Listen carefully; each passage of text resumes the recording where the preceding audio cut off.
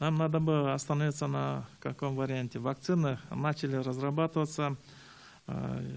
Есть американского производства, то, что на слуху у всех, это вот фирма Pfizer. В Америке начала производство этой вакцины, и некоторые страны приступили к вакцинации. Здесь есть отдельные требования к вакцинам. Это температурный режим. Вот вакцина Pfizer требует минус 70 градусов для хранения, для перевозки и для условий вакцинации. Вот такой температурный режим. И достаточно она дорогая, в пределах $30 будет обходиться. Если считать, что на каждого прививаемого нужно по 2 дозы. Вот. И наша холодовая цепь, которую мы используем в нашей стране, это больше плюс 2, плюс 4 градуса.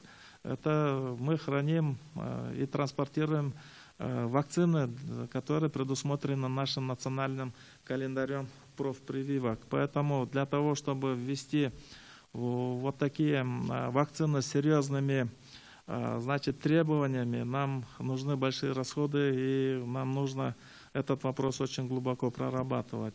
Российская вакцина Гамковид, Спутник Ви, она тоже требует температурного режима минус 17 до минус 20. Поэтому там тоже нам нужно уже менять свою логистику и свою холодовую цепь, обучать своих медицинских работников в этом направлении. На сегодня создана специальная группа экспертная, которая прорабатывает все эти вопросы. Мы оцениваем наши возможности и какие потребности возникнут в этом направлении. Российская вакцина на сегодня нам ценовая политика, это она стоит около $10, то есть на одного прививаемого нам придется затратить по $20. Вот.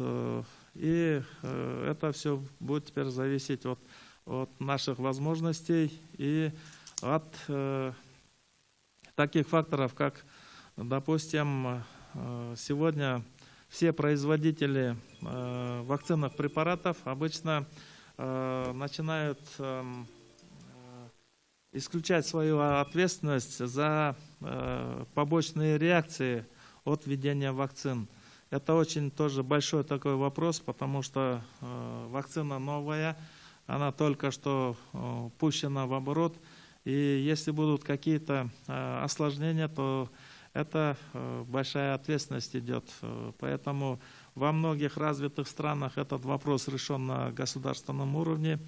Государство принимает ответственность за побочные действия, но это очень такой спорный вопрос, очень большой вопрос, который тоже требует проработки. Поэтому при поставках вакцины нам нужно об этом хорошо продумать и вот эти все стороны изучить. Вот. Кроме того, изучается вопрос также о том, чтобы возможно наладить у нас в стране производство этой вакцины, то есть мы получаем субстрат с завода-изготовителя. Если мы здесь будем осуществлять разлив, фасовку и доставку до прививочного пункта вот этих вакцинных препаратов, то, что я сказал ранее, это будет очень иметь существенное значение, потому что ответственность пойдет за побочные действия, за качество, за иммуногенность этой вакцины. То есть это достаточно сегодня сложный вопрос, над которым Министерство здравоохранения сейчас прилагает очень большие усилия для того, чтобы определиться с этим вариантом.